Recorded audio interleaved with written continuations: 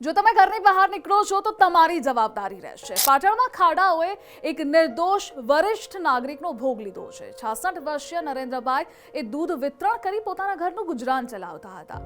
પરિવારમાં કમાનાર એકમાત્ર વ્યક્તિ હતા। પત્ની અને દીકરાના ભવિષ્યનો તે ભરોસો હતા।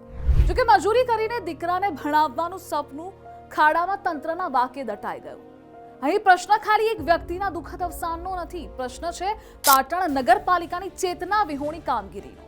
લોકો કહી ન થાકી ગયા કેટલા ખાડાઓ છે। ધારાસભ્ય કિરીટ પટેલે જાતે જઈ અધિકારીઓને હાલત બતાવી કે જુઓ હાલત। ખાડામાં ખાટલા પાથરી પણ વિપક્ષે વિરોધ કર્યો, પણ અલ્પેશ પટેલ જે પૂર્વ ચીફ ઓફિસર હતા એ તો માત્ર વાર્તાઓ કરી જતા રહ્યા। હવે નવા ચીફ ઓફિસર આ મેડમ આવ્યા છે, જેણે તપાસના આદેશ આપ્યા છે કે રોડ રસ્તાએ સરખા કરવા કહ્યું છે। હવે જોવું એ રહેશે કે એ વાર્તાઓ બની જશે કે પછી ખરેખર કામ થશે। એક વૃદ્ધનો અવસાન અકસ્માત નહીં, પાટણ નગરપાલિકા તંત્રની નિષ્ફળતાથી થયેલી હત્યા કહી શકાય।